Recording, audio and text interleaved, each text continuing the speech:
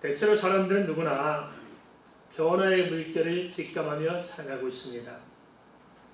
비단 정치적인 변화나 또는 경제적인 변화뿐만 아니고 계절의 변화를 우리가 느끼고 바라보면서 그 모든 변화에 따라서 우리가 그에 맞춰가면서 살게 되어 있습니다.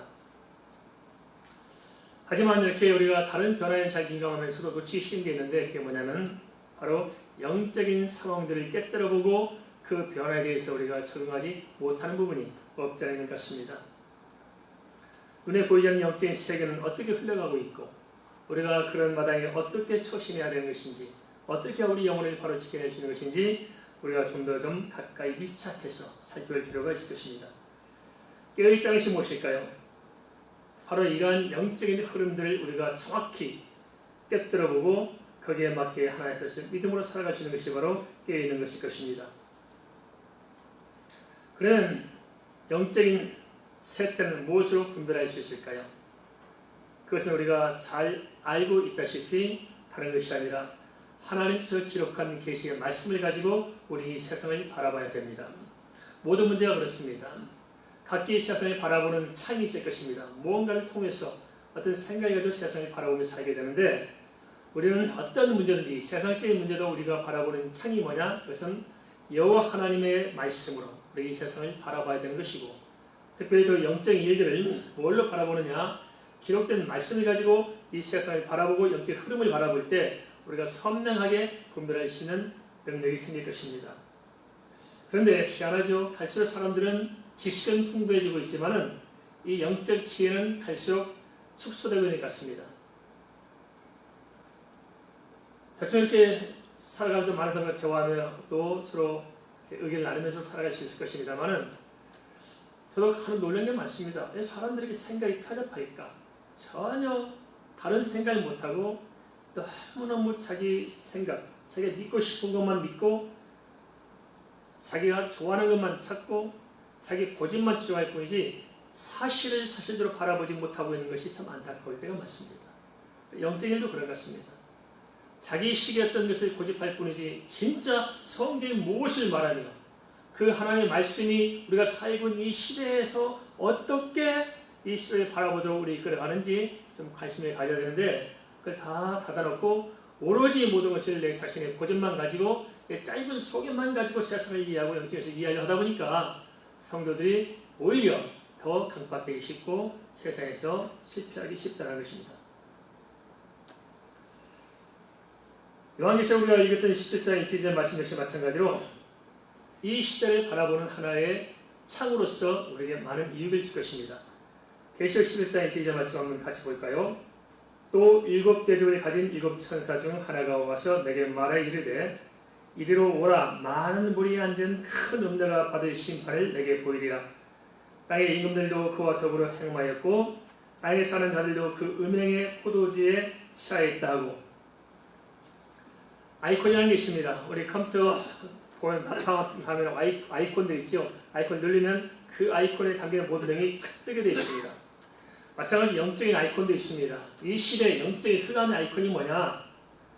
바로 이 사단의 아이콘으로 등장하는 것이 바로 17장에서 우리가 본 이 음녀가 바로 사단의 아이콘입니다. 그 음녀를 누르거나 그 음녀를 통해서 우리는 사단의 세계를 이렇게 볼 수 있을 것입니다.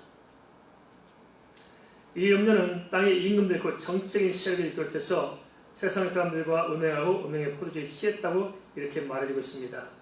이게 무슨 말입니까? 이 시대에 가면 갈수록 이 세상이 영적으로 어떻게 변화될 것인가 하는 것을 이야기하고 있는데 이 음력, 사단의 최고의 어떤 사단의 대리 이제 하는 일이 뭐냐면 세상의 땅의 임금들과 음행했다고 이야기하고 있습니다. 땅의 임금들은 뭘 말하고 있습니까? 권력자를 말하고 있습니다. 이 시대, 현대 이 시대에 막강한 권력을 가지고 세상 움직이는 이자들과 더불어서 누가 음행하냐? 이 음행했다고 이야기하고 있습니다. 그리고 또 더불어서 세상에 있는 모든 사람들과 더불어 음행의 포도주에 취하게 이렇게 만들었다는 것입니다. 음행은 성경에 와 이렇게 두 가지를 이야기하고 있습니다. 하나는 우리 몸으로 범하는 간음하는 것을 음행으로 이야기하고 있고 또 하나는 우상을 숭배하는 것을 영적인 음행으로 이야기해주고 있습니다. 성경에서 왜 이 두 가지 제일사를 주도면밀하게 잘 살피고 절대 여기에 빠지지 않도록 해야만이 우리 영혼을 지켜낼 수 있을 것입니다. 왜냐? 육체적인 음행도 범하게 되면 그 사람의 영혼을 심각하게 망가뜨립니다. 가정이 깨질 뿐만 아니고 그것을 회복해내기가 쉽지 않습니다. 그래서 아주 철저히 조심하고 항상 우리가 깨어 있어야 할 것이고요. 또 영적인 음행인 이 우상숭배도 한번 우상에게 우리가 머리를 숙이기 시작하면은 한번 머리 숙인 걸로 끝나는 것이 아니고 그 순간 우리가 사단을 향해서 우리 문을 활짝 열어주고 사단을 안으로 끌어들이는 것이 되기 때문에 거기서 빠져나오는 것이 쉽지 않습니다. 이 음행의 포도주에 취했다는 것이 뭐냐? 바로 마지막 시대의 특징이 뭐냐면 이 사단의 전략 가운데 빠져서 성들조차도 다 망가뜨리고 잊어버리고 이 세상 조리 깊게 빠지면서 알게 모르게 거대한 우상의 물결에 취해서 심취하게 될 거라는 것입니다. 실제 우상숭배에 빠진 사람들이 우리보다 더 자기 우상에 심취해 있습니다. 우리는 하나님께 이렇게 심취할 정도가 안 되는 것 같아요. 또한 예수 믿는 사람 제일 미지근해요.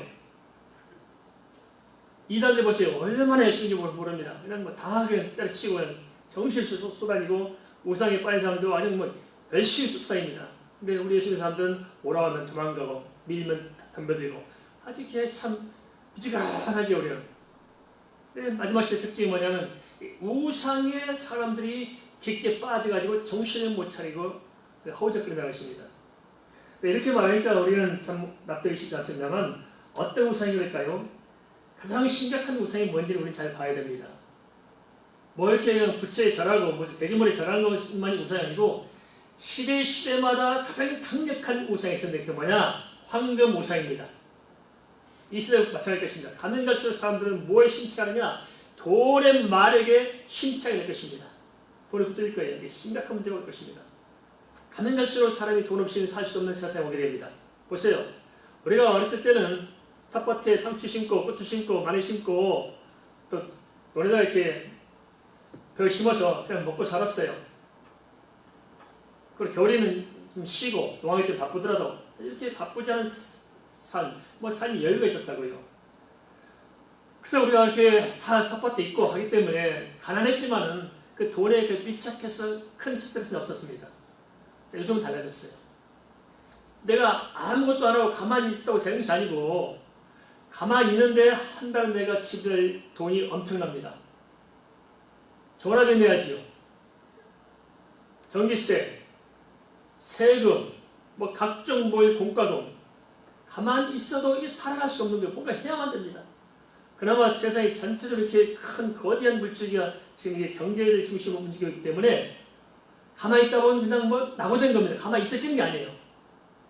그러니까 우리 마음이 너무너무 조급한 겁니다. 그러니까 가면 갈수록 사람들이 돈에 대해서 이제 돈 벌려고 아주 돈귀신 쓰여가지고 정신 못 차릴 겁니다. 그게 바로 마지막 시대에 우리를 우상에 잠들게 하는 것입니다. 그래서 우리가 깨어나야 됩니다. 그렇다고 우리가 무슨 이렇게 돈 없이 살라 그런 말 아니고 우리가 너무 세상에 깊게 빠져가지고 그 속에 심취하고 곤란합니다.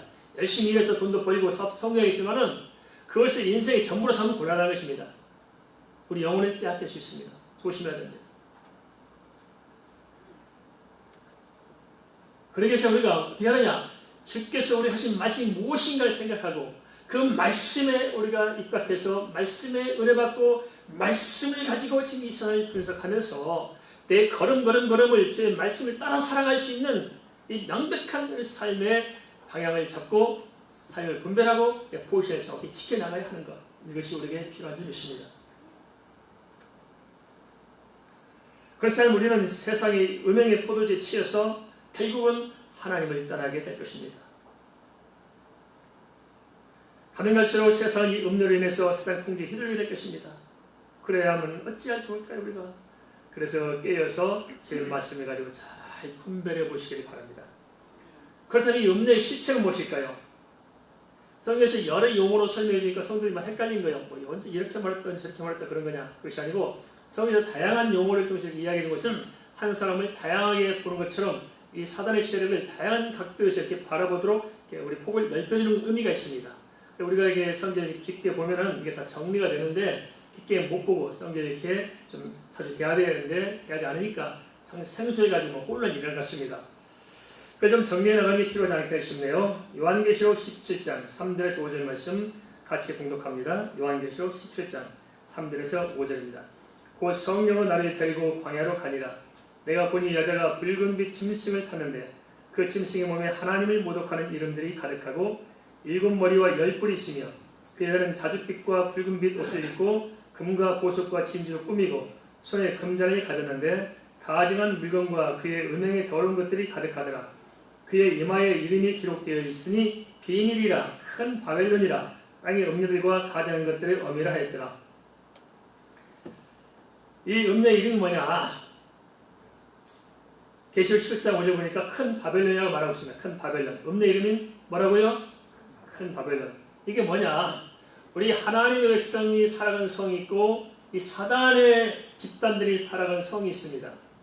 우리 하나님의 백성이 살아가는 성은 뭐라고 그래요? 시온성, 새 예루살렘 시온성이 바로 우리가 살아가는 하나님의 백성들의 성입니다. 상징적인 것을 이야기하고 있죠. 실제 무슨 시온성이라고 지어지는 시온성이 아니고 상징적 하나님의 큰 성을, 성도의 성을 시온성이 하는데 이 바벨론, 이 큰 바벨론 성은 뭐냐? 사단의 집단들이 살아가는 그런 성을 큰 바벨론이라고 이야기하고 있습니다. 이 음녀의 지위가 뭐냐? 땅의 음녀들과 가증한 것들 어미라고 성경에 기록하고 있는데 그게 무슨 말이냐? 이 음녀들도 많습니다. 이런 음녀 저런 음녀 많죠. 사단의 앞잡이들이 많이 있는데 결국 궁극적으로 그 사단의 앞잡이들을 모아가지고 그들의 어미 노릇을 하는 우두머리 음녀가 바로 큰 바벨론 이름을 가진 계시록 17장에 나오는 이 음녀를 이야기하고 있다 하는 것입니다. 앞서 계시록 10장 13절에 몇 가지 용어가 나오는데요. 용이 나오고 짐승이 나오고 거의 선제 나오죠. 용은 뭐냐? 사단이 갈때 용이라 하고요. 짐승은 이 사단의 대리자들, 사단을 섬기는 조직망이라든지 그 어떤 기관들, 이것들이 바로 짐승입니다.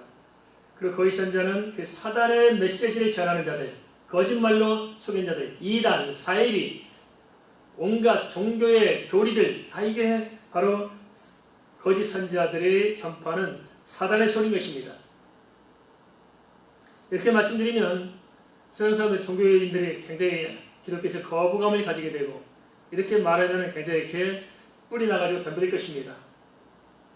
그렇지만 그들이 뭐라 하든 상관없이 복음은 복음이고 진리는 진리입니다. 아닌 건 아닌 거예요.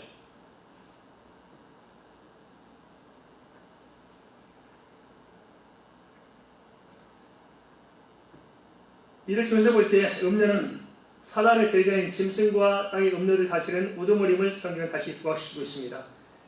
이 우두머리 음녀는 우상 종교 집단 바벨론의 수장임을 알려주고 있는데 다른 말로 말하면 이게 뭐냐? 이 아이콘이란 말이냐? 그것은 적그리스도의 핵심이 바로 이 음녀이기 때문에 그렇습니다. 그러면 우리 이런 생각을 했어요. 그러면 마지막 때만 예수님이 재림할 그때만 음녀가 있고 적그리스도 등장하느냐? 그것이 아니고 아담과 하와 때부터 모든 인류 역사 속에서 항상 적그리스도 음녀 세력은 존재해 왔었습니다. 그런데 이 마지막 때가 되면은 이전과는 달리 더 강력한 적그리스도 세력이 등장할 수 있다는 것입니다. 왜 그러냐? 그래서 사단이 자기 때가 얼마 남지 않은 줄 알고 내려와서 막판에 사단이 발악을 하기 때문에 영적으로 보면은 주님이 재림하실 때 가까워질수록 신앙생활하는 것이 더 버겁고 더 혼란스럽고 더 힘들어질 것입니다. 그래서 성도들이 정말 이 하나님을 향해서 내가 결단하고 신앙으로 오직 믿음으로 오직 하나님 은혜로 살기로 작정하지 않으면 대부분 다 세상으로 다시 돌아가게 될 것입니다. 이게 참 안타깝지 않을까요? 믿음을 지켜내지 못할 때가 다가오고 있다는 것입니다. 그래서 이 음녀는 마지막 시대에 강력한 정치적인 권력과 강력한 경제적인 권력을 들어지고 그것을 통해서 종교를 통합해서 자기에게 숭배하도록 만드는 이런 방향으로 지구촌을 움직이고자 할 것입니다. 근데 그 인물이 누구냐? 여기서 보니까 바벨론의 음녀의 시체를 이야기하고 있는데 뭐라 이야기해 주냐? 그 붉은 짐승을 탄 자라고 알려줍니다. 붉은 짐승. 짐승을 탔는데 짐승이 붉어요. 빨개, 새빨간 짐승을 타고 있습니다. 좀 아찔하죠? 피에 가득한 짐승을 타고 있다고 성경이 이렇게 이야기하고 있는데 이건 뭘 의미하냐? 예수 믿는 사람들을 핍박해서 그들의 피를 빨아먹고 살았던 그러한 존재들을 이야기하고 있습니다. 그런데 그 음녀가 탄 짐승을 보니까 하나님을 모독하는 이름이 가득하고 7머리와 10뿔이 있다고 이야기하고 있거든요. 그 짐승이 아주 붉은 짐승인데 하나님을 모독한 이름들이 그 짐승에 가득 채워져 있고 그리고 거기에 7머리가 있고 뿔이 10개다. 짐승이 뭐예요? 머리가 7개가 달려있고 뿔이 10개 달려있어요. 이건 뭘 말하냐? 실제 이런 짐승을 타고 나간 것이 아니고 상징적인 것을 통해서 보여주고 있는데 이 머리는 지도자를 말하고 있고요. 뿔은 그들의 권세를 말하고 있습니다. 그러니까 이 음녀가 타고 있는 이 짐승이라는 것이 그냥 이런 동물 짐승을 말하는 것이 아니고 정치, 경제, 어떤 종교를 가지고 있는 다양한 집단들, 하나님을 대적하는, 하나님 이름을 모독하는 그 대적하는 집단들이 연합해서 그것을 끌고 그 위에 올라탄 마지막 시대 이 음녀, 이 우두머리 음녀가 그러한 모습으로 지금 대적하고 있다는 것을 보라는 것입니다. 그런 주님 볼 때 가지고 있는 권세와 술수가 엄청날 것입니다. 이 세상에 돈의 권세만 봐도 엄청나잖아요.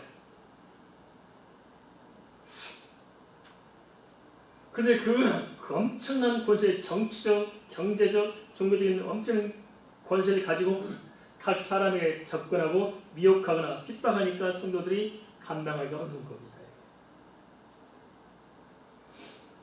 우리가 깨어 있어야 됩니다. 그러면 그자가 누구냐? 또 다시 설명하고 있는데 자줏빛과 붉은빛 옷을 입고 금과 보석과 진지로 꾸몄다고 이야기하고 있습니다. 이게 뭘 말할까요? 자줏빛과 붉은빛 옷은 우리가 사도행전 누디아가 나오죠. 자줏빛 장사, 옷감 장사. 이 붉은빛이나 자줏빛 옷은 부자들만 입습니다. 아주 부자. 그리고 은과 금과 진주로 꾸몄다는 것은 뭡니까? 이게 부귀 영화와 사치가 극에 달했다는 것을 이야기하고 있습니다. 막강한 부를 가지고 있다는 거죠. 그리고 손에는 뭐 가지고 있냐? 금잔을 가지고 있다고 그랬죠. 손에 금잔을 왜 가지고 있을까요?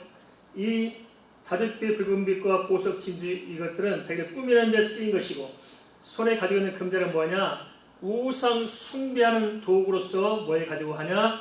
손에 금잔을 가지고 종교적인 의식을 치르고 있는 그자가 바로 음녀의 우두머리라는 것을 성경이 보여주고 있습니다.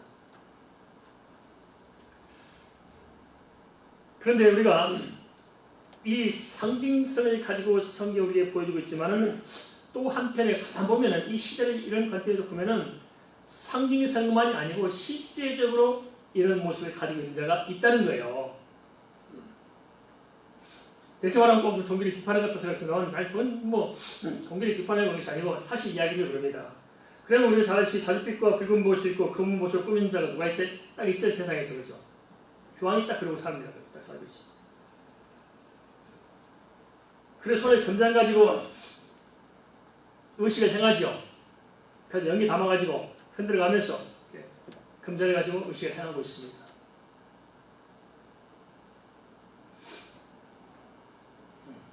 그런데 마지막 때 그자가 세상의 중심인물로 떠오를 것입니다. 아무도 부인을 못해요. 보세요.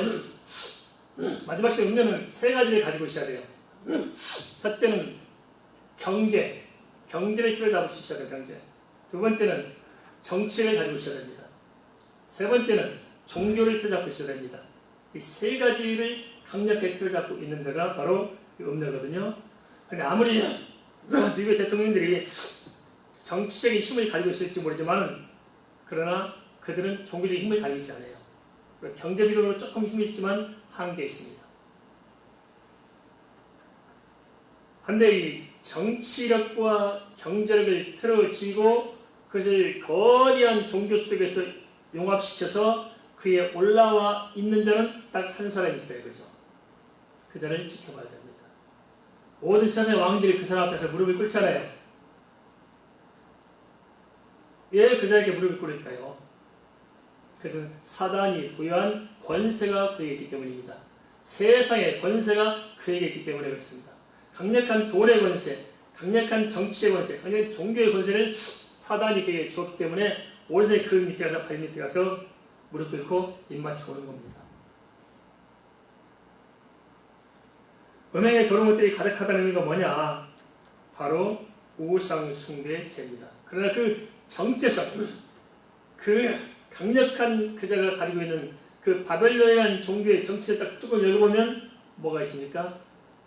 무시무시하게 그 안에 발려있는 거예요. 여기에. 겉으로는 평화의 왕으로, 겉으로는 거룩한 하나님의 대리자로 행세하지만은 그 내막은 무시무시합니다. 지구촌을 갖다가 사람들이 바치고자 하는 엄청난 마크 이 계략이 그 밑에 깔려있다는 사실을 우리가 절대 놓치면 안 됩니다. 이것을 어떻게 하시느냐? 이 세상 돌아가만 가지고 내 어떤 좁은 속에 보면 이게 보이지 않게 되어 있어요. 이 흐름을. 그런데 강력한 이 영적 이 사단의 세력을 뭘로 볼 수 있냐? 하나님의 말씀을 가지고 정확히 들여다보면 보여 안 보여요? 보인다는 거예요. 우리가 지금 방금 읽은 이 말씀만 가지고 보더라도 보여지잖아요. 그래서 우리가 마지막 시대에 이 집단 바벨론 세력들이 어떻게 움직이고 있는가 하는 것을 잘 지켜봐야 됩니다. 다 이들이 뒤에서 조종하는 바가 많겠죠. 정치적인 흐름도 조종하는 바 있을 것이고 경제 흐름도 뒤에서 조종하는 바가 있을 것입니다. 우리가 가만히 살펴보세요. 눈에 보이는 것에서 눈에 보이는 것이 움직이는 것이 아니고 실제는 보이지 않는 뭔가 위에서 지금 이렇게 눈에 보이는 것들이 움직여지고 있을 것입니다. 한국에 우리 IMF도 그렇지 않을까 싶습니다. 사실 우리나라 IMF 이거 올 리가 없잖아요. 그럼 어떻게 우리나라가 IMF를 겪을 수 있었을까요? 이게 참 도대체 이해가 안 되잖아요. 이 거대한 배후의 마크 세력들과 연관된 뭔가에 의해서 우리가 이렇게 된 게 아닐까요? 그러니까 눈으로 드러난 이것만 우리는 보고 허우적거리는 게 아닙니다. 그 배후의 세력을 좀 볼 수 있어야 됩니다. 그런 말미암아서 한국 경제는 정말 한번 곤두박질 치고 얼마나 많은 사람들이 어려움을 겪었어요. 그것이 과연 경제적인 문제였을까요? 우리 한국의 정치적 문제였을까요?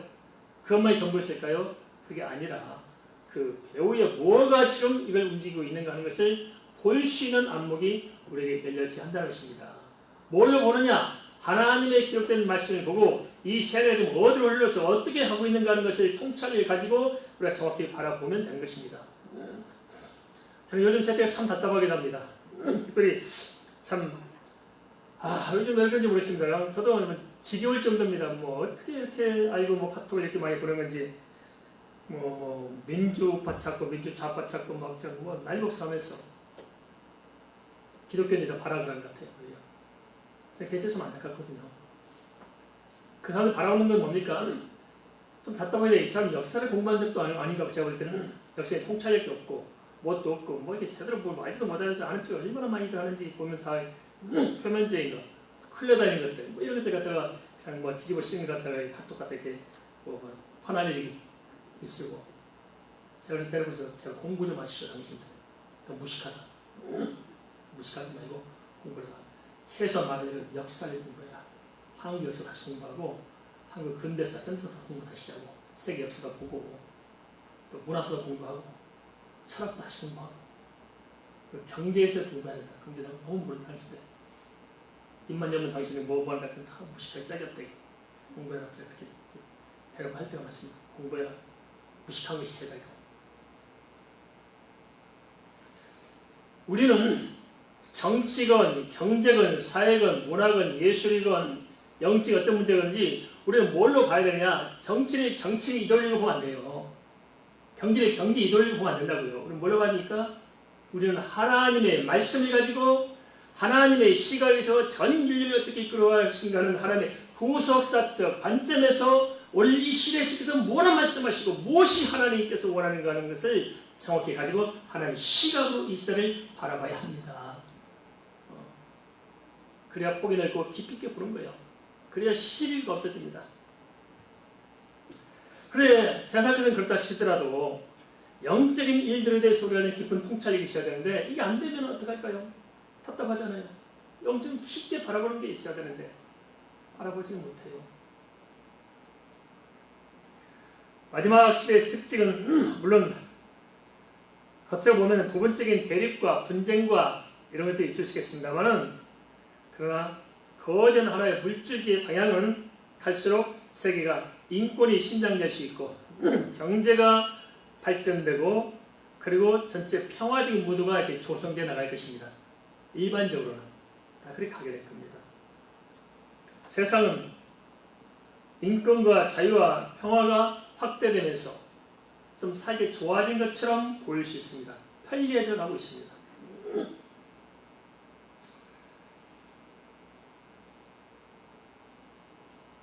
그래서 사람들은 이 세상에 깊이 빠지면서 세상에서 행복을 구하고 이 땅의 천국을, 이 땅의 평화를 찾아가고자 할 것입니다.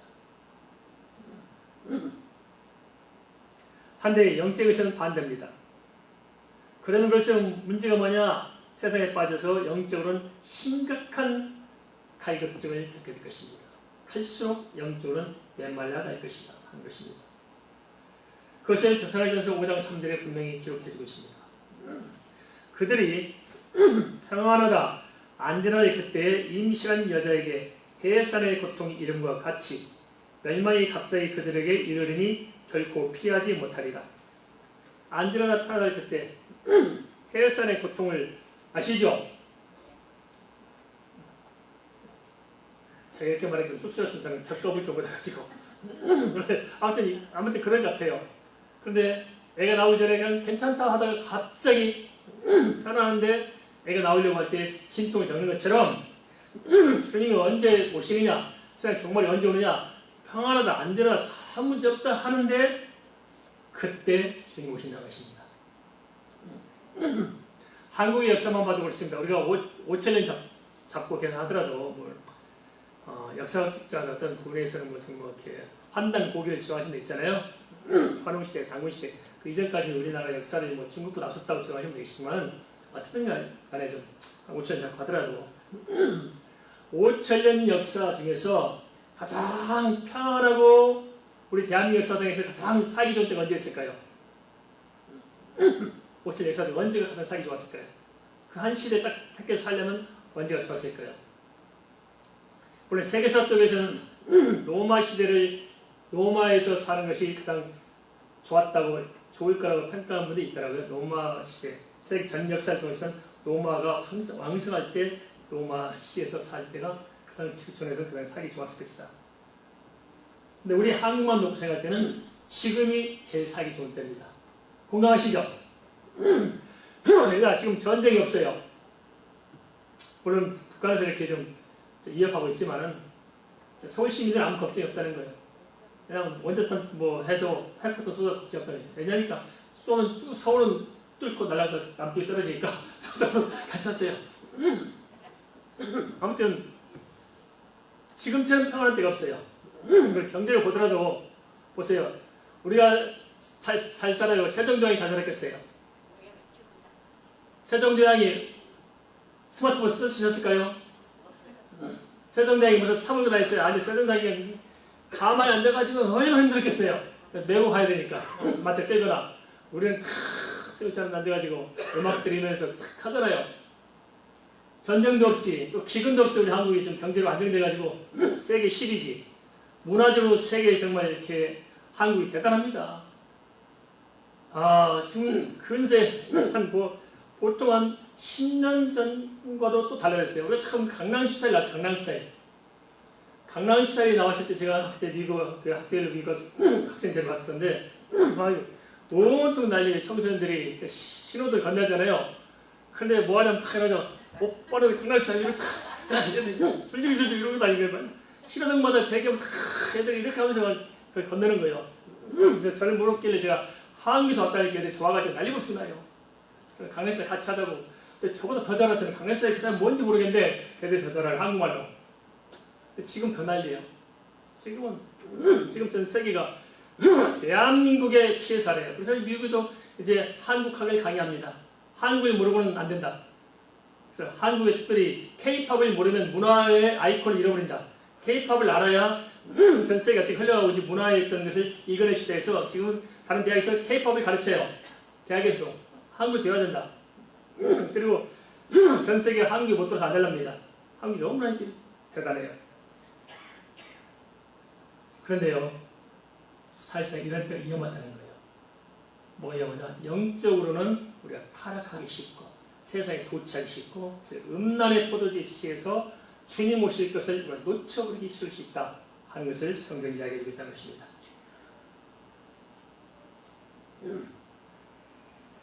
이럴 때일수록 사단은 깊게 우리에게 침투해 들어올 것입니다. 계시록 17장 6절 성도들의 피와 그 증인들의 피를 말씀하고 있는데요. 이게 뭘 의미하냐? 사단이 성도들의 피를 먹고 살고 예수 그리스도를 전하는 자들의 피를 먹고 산다고 이야기하고 있습니다. 그 무슨 말이냐? 넘어뜨리고 거꾸로 때려서 영적으로 타락시킬 것을 얘기해주고 있습니다. 계시록 16장 6절에 8절 말씀 좀 다시 보겠습니다. 또 내가 보매 이 여자가 성도들의 피와 예수 증인들의 피에 취한지라. 내가 그 여자를 보고 놀랍게 여기고 크게 놀랍게 여기니 천사가 이르되 왜 놀랍게 여기느냐? 내가 이 여자와 그가 탄 7머리와 10뿔 가진 짐승의 비밀을 내게 이르리라.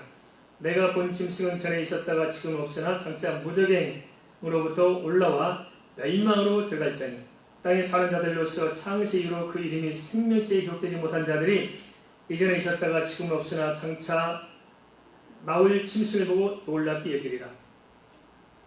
계시록 13장에서 두 가지 짐승을 이야기해주고 있습니다. 바다에서 올라온 짐승이 하나 있고 땅에 올라온 짐승이었죠. 세력은 이 땅의 세력은 누가 강하냐? 땅에 있는 짐승이 강해요. 바다에 올라오신 짐승은 뭐냐 말이냐? 종교적인 짐승을 종교적인 막과 힘을 가진 세력들이 올라오고 땅은 뭘 가지고 있냐? 이 정치력을 가진 막강한 세력들을 이야기하고 있습니다. 그래서 세상적으로 보면 이 바다의 짐승보다 땅에 있는 짐승이 강해요. 종교적인 권세가 아무리 강하더라도 사실 세상적인 이 막강한 정치력이 강할 수 있잖아요. 근데 영적으로는 달라져요. 이 바다에서 올라온 종교적 세력을 땅에 있는 정치 세력이 감싸고 추종해서 뭘 만드냐면 하나의 세력으로 규합해서 그에 누가 앉아있냐면 세력적으로 종교적인 짐승이 앉는 것입니다. 그래서 이들이 정치적인 힘과 경제적인 힘을 가지고 뭘 만들었냐면 바로 그때 등장하신 용룡표입니다. 용룡표. 용룡표가 뭐냐? 그냥 이게 베리집 이런 것들 바코드 이게 의미가 아니고 돈 때문에 매매 때문에 돈에 의해서 먹고 살기 위해서 신앙을 편개치도록 할 수밖에 없는 그러한 사회적 시스템, 국가 시스템이 등장한다는 거예요. 그래서 살기가 편해질수록 우리에게 영적으로 상대적으로 우리가 힘든 시기를 직면하게 될 것이다. 성경이 이걸 이야기하고 있습니다. 우리가 이걸 깨야 됩니다. 살기 좋다고요? 돈 많으니까 이제 편하다고요? 아닙니다. 그러면 그럴수록 우리는 영적인 심각한 위기에 직면할 수가 있다. 그래서 세계적인 모든 추세가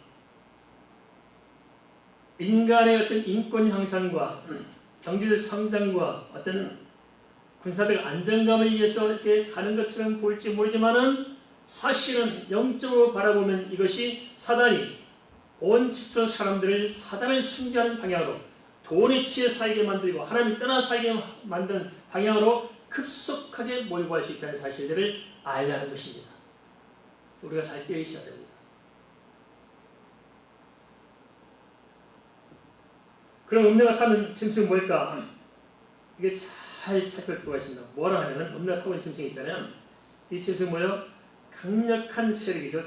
정치, 종교가 결합된 강력한 세력인데 그걸 지금 이 음녀 오동을 타고 있잖아요. 그들 뒷받침하고 있는 거죠. 말하자면 이런 세력들, 세상의 세력들이 이 강력한 사단의 대리자를 숭배하면서 사단의 세상을 만들려고 하는 것을 말하고 있는데 뭐라고 성경이 기록하고 있냐면 곧 이전에는 있었다가 지금은 없으나 장차 나올 짐승이라고 하고 있습니다. 과거, 현재, 미래에 대해서 이야기하고 있어요. 과거는 뭐예요? 그 짐승이 있었어요. 현재는 어때요? 없어요. 그런데 때가 되면 뭐예요? 다시 나타날 거예요. 있고 없고를 가지고 뭘 이야기하냐? 있다는 것은 과거는 강력한 핍박의 역사가 있었어요. 정치적으로 네로를 비롯해서 10대 박해가 있었고 정치적인 박해, 그 다음에 또 하나 종교적인 박해가 있었죠. 유대교가 박해했죠. 유대교, 그 다음에 또 하나 뭡니까? 가톨릭. 이것들이 앞에서 기독교를 엄청 박해했습니다. 그래서 전에는 있었어요. 뭐가 있었어요? 박해하는 역사가 있었어요. 지금은 없어요. 왜냐? 지금은 햇볕 정책을 해요. 햇볕 정책. 지금 박해가 아니고 미혹을 해요. 미혹을 해요. 그래서 없어 보여요. 평화를 이야기해요.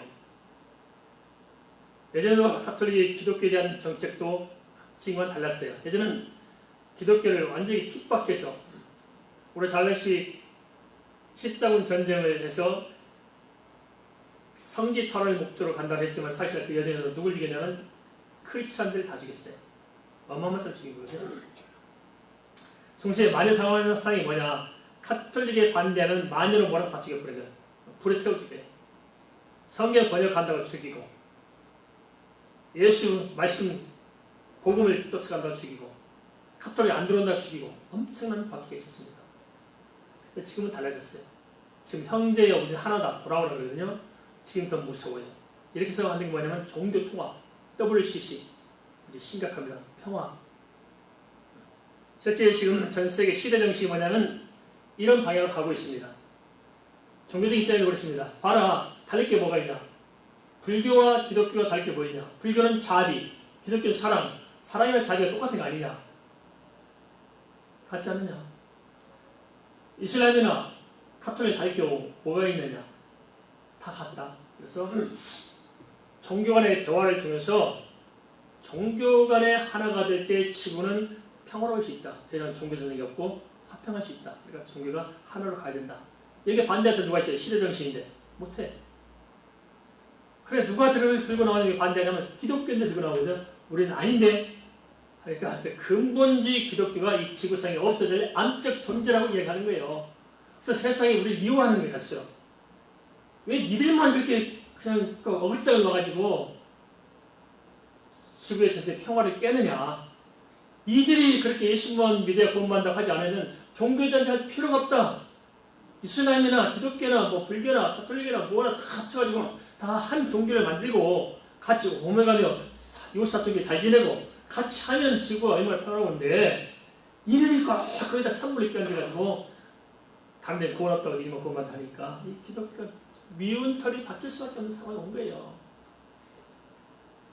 그래서 지금은 그렇게 평화의 무드로 가기 때문에 WC 중심으로 이렇게 가톨릭 중심의 종교 통일이 WC입니다. 그래서 한국도 지금 그 직제 통합을 하고 있어요. 기독교하고 가톨릭하고 이름부터 다 똑같이 통합시키자. 가톨릭은 무슨 뭐 신부라고 기독교 목사라 그거 하지 말고 신목사 하든지 하나 만들자. 만들고 애매형식도 좀 통일시키자. 그래서 시도했던 게 뭔지 아십니까? 우리 먼저 가톨릭과 기독교가 하나 되기 위해서 해왔던 게 뭐냐면 공동번역 성경이라는 걸 들어보셨죠? 그 공동번역 성경은 기독교 성경과 가톨릭 성경을 합쳐가지고 하나로 만든 게 공동번역 성경입니다. 그 공동번역 성경을 만들고 하고자 했던 게 뭐냐면 부활절 예배를 가톨릭과 기독교가 함께 연합해서 같이 하자. 얼마나 멋있냐? 그러니까 아마 방송에서 멋있어 그래요. 역시 좋아. 그 안겠으면 야 기독교가 가톨릭 하나가 돼가지고 부활절에는 함께한대. 크리스마스는 함께한대. 좋아 보여 나빠 보여? 아주 좋아 보이잖아요. 무서운 전략입니다. 그게. 그래서 평안하다 안전하다 그때의 해산의 고통 이런 것 같이 잘 봐야 됩니다. 그럼 작자 나올 진수는 뭐냐? 평화 무드로 가는데 여기서 기독교 입장이 둘로 나눠질 거예요. 하나는 뭐냐? 거기에 좋게 여기며 따라가는 사람들이 나올 거예요. 많은 사람들이 갈 거예요. 또 하나는 끝까지 안 들어가고 버틴 사람이 있어요. 313년 콘스탄티에서 종교 통합을 했을 경우도 우리 잘 알아야 됩니다. 우리 생각 뭐냐면 종교 통합을 시켰다. 모든 기독교 다 카톨릭화 됐구나 생각하지만 천만의 말씀입니다. 처음에 참 가다가 그럴 줄 알았더니 나중에 보니까요. 태양신 숭배상, 여신 숭배상 다 짬뽕이 가니까 진짜 원시 기독교 예수님의 제자들 깨있는 성도들은 카톨릭에 안 들어간 거예요. 그래서 그 원시 기독교 물줄기가 쭉 흘러왔는데 우리는 1517년 종교 계획을 통해서 기독교 탄생했다고 이야기하거든요. 이게 얼마나 어리석은지 말할 수 없습니다. 한 가지만 정리해 봅시다. 기독교가 먼저 생겼어요? 카톨릭이 먼저 생겼어요? 사람 잘못 뭐예요? 유대교에서 카톨릭이 나왔고 카톨릭에서 기독교 나왔다고 생각해요. 아닙니다. 예수님 당시에 카톨릭 있었어요? 없었어요? 기독교 있었죠. 아담과 하와가 카톨릭이었어요? 기독교였어요? 기독교였어요. 카톨릭은 변종입니다. 정치적인 세력과 종교적인 세력이 결탁해서 만든 음녀가 바로 카톨릭이었습니다. 그래서 나중에 기독교인들이 알고 그게 안 들어가고 계속 그 원시 기독교적인 선진 기독교가 흘러왔는데 이것을 까뭉개는 뭐냐면 카톨릭 깔아뭉갠 거고 핍박한 거고 유대교가 이제 당시 또 핍박한 거죠. 그런데 지금 이게 평화의 물결이 흘러가고 있는데 나중에 어떤 일이 생기냐?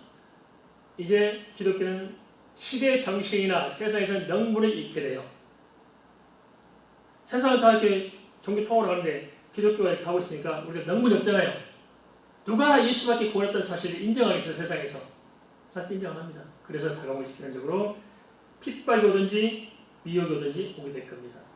또 하나, 기독교는 안에서도 예수님 삶이 너무 복잡하고 힘든 거예요. 그러니까 세상을 타협해 갈 것입니다.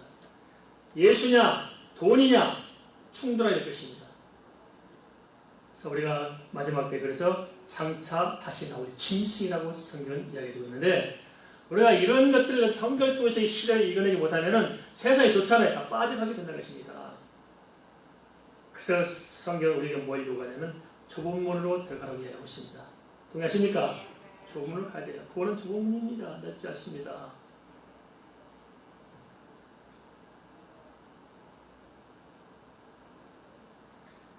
가장 무서운 게 평화의 사도로 2장에서 다가오는 것입니다. 이거 우리가 잘 봐야 됩니다. 때가 되면 허울 뿐인 크리스찬들이 짐승의 밥이 될 것입니다.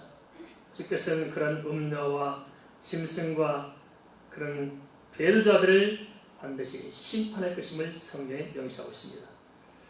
그래서만 염려할 건 없습니다. 로마서 8장 35절 말씀. 누가 우리를 그리스도의 사랑에서 끊으리요?